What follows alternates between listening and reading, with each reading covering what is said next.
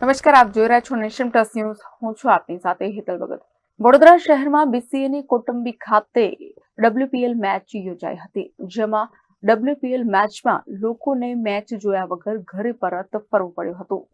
Women's premier લીગની મેચો પ્રથમવાર વડોદરામાં રમાઈ રહી છે, ત્યારે લોખંડી બંદોબસ્ત ગોઠવવામાં આવ્યો હતો, જેને પગલે કેટલાક દર્શકોને ટિકિટ હોવા છતાં પ્રવેશ ન મળ્યો હોવાનો બળાપો કાઢ્યો હતો. જોકે સત્તાધીશોએ જણાવ્યું હતું કે આ પ્રકારનો બનાવ અમારા ધ્યાનમાં નથી. જેમાં વિડીયોમાં જોઈ શકાય છે કે મુખ્ય રોડની કૌટુંબિક સ્ટેડિયમ સુધી જવાના રોડની હાલત બિસ્માર છે. વાહન ચાલકોએ બરોડા ક્રિકેટ એસોસિએશન સામે આક્રોશ વ્યક્ત કર્યો છે, જેમાં ઇન્ટરનેશનલ લેવલના ખેલાડીઓ આવતા હોવા છતાં કાચો રસ્તો બનાવ્યો હોવાના પણ આક્ષેપો કરવામાં આવ્યા છે. રસ્તા પર વાહન ચાલકો પડી જાય તેવી સ્થિતિ છે. લોકો કહે છે કે વીસી દ્વારા સારી સુવિધા આપવામાં આવી નથી. સ્ટેડિયમ તરફ જવાના રોડ પર ખુલ્લા વીજ વાયરો પસાર થઈ રહ્યા છે. લોકોના જીવને જોખમ ઉભો થયો છે. પાણીની નજીકથી પણ વીજ વાયર પસાર થઈ રહ્યા છે. તો કેટલાક લોકો પાસે મોબાઈલમાં ટિકિટ હોવા છતાં એન્ટ્રી ન મળી. ઉત્તર પ્રદેશથી મેચ જોવા માટે આવેલા ક્રિકેટ રસિકો નિરાશ થયા છે. તો બુક માય શોમાં ટિકિટ હોય તો જ માન્ય કરે છે. ક્રિકેટ રસિકોમાં ભારે રોષ જોવા મળ્યો છે. મોબાઈલ નેટવર્ક ન આવતું હોવાથી બુક માય શોની એપ ખુલી રહી નથી, જેના કારણે લોકોને સ્ટેડિયમમાં એન્ટ્રી આપવામાં આવી રહી નથી. ક્રિકેટ રસિકોમાં ભારે આક્રોશ જોવા મળી રહ્યો છે. પ્રોબ્લેમ થઈ રહ્યો છે, નેટવર્ક ઇશ્યુ આવે છે. અડધા કલાકથી મધ્ય છે, નેટવર્ક જ નથી આવતું.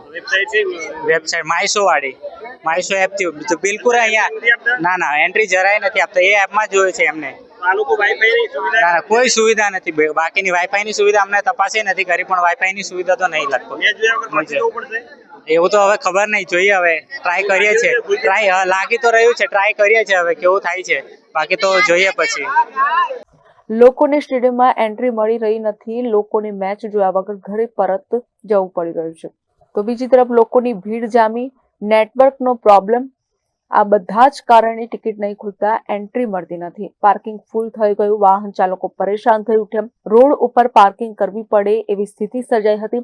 પૂરતી પાર્કિંગ વ્યવસ્થા પણ કરવામાં આવી નથી. પાર્કિંગ માટે અવ્યવસ્થા સર્જાય છે. પાર્કિંગ ફૂલ થઈ જતા રસ્તામાં પાર્કિંગ કરાવવું પડી રહ્યું છે.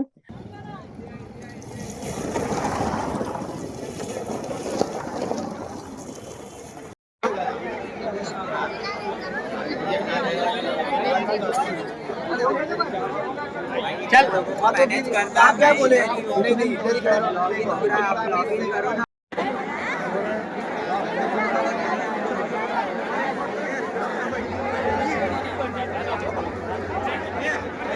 પ્રોબ્લેમ એવું કે છે કે આ સ્કેન થાય તો જ ઓનલાઈન ટિકિટ લઈ લીધી છે, પણ અહીં નેટ કોઈ બી પકડાઈ નહીં રહ્યું.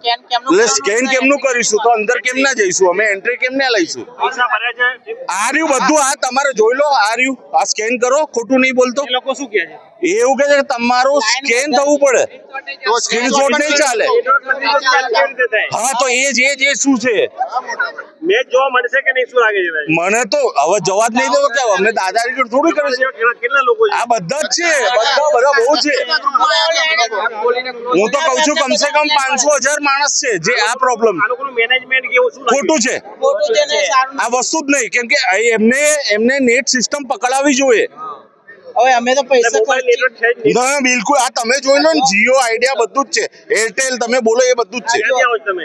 હું બરોડાથી જ, સયાજીગંજ વિસ્તાર. કેમેરામેન નવનીત પ્રવીણ સાથે સત્યમ નવાશકર, નેશન પ્લસ ન્યૂઝ વડોદરા.